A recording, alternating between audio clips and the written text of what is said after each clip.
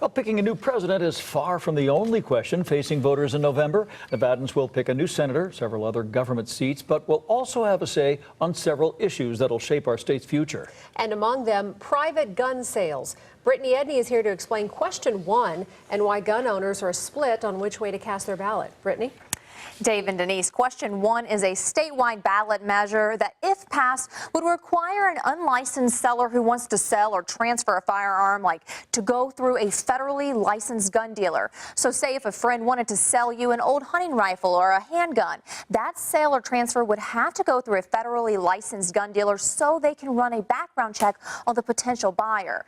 Gun owners say it's a nonpartisan issue with strong support and opposition. We're working to pass question 1, which would require a background check on all gun sales in our state. It's one of those things that is a sensible way to keep guns out of the hands of people that shouldn't have them. And it's not intrusive on those of us who are gun owners. There's no sanctions for bad guys to have guns. All the sanctions are on the good people that happen to transfer or sell a gun to another good person. It makes them a criminal.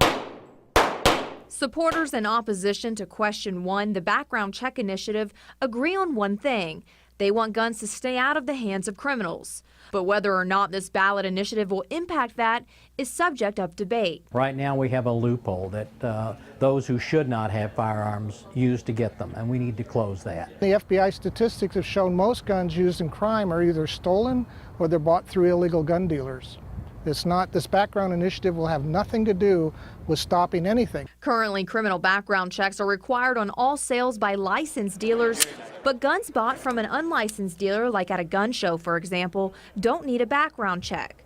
If question 1 passes, that'll change. I think people need to understand that this is going to be for the purchase of weapons between individuals, the same as it is between a licensed gun dealer. Others say it's a violation of constitutional property rights. The saying is the devil's in the details. There's nobody that wants bad guys to get a hold of guns. Nobody. And we're not opposed to this because we want bad guys to have guns. We're opposed to this because it's a bureaucratic nightmare. If passed, certain transfers would be exempt from the requirement, like guns inherited from family members or lending a friend a gun for hunting or self-defense. Okay, so if this passes, what's the length of that legal lending period?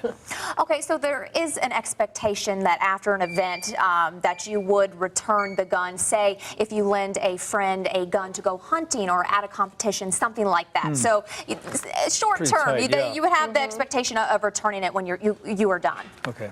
All right. Thanks, Brittany.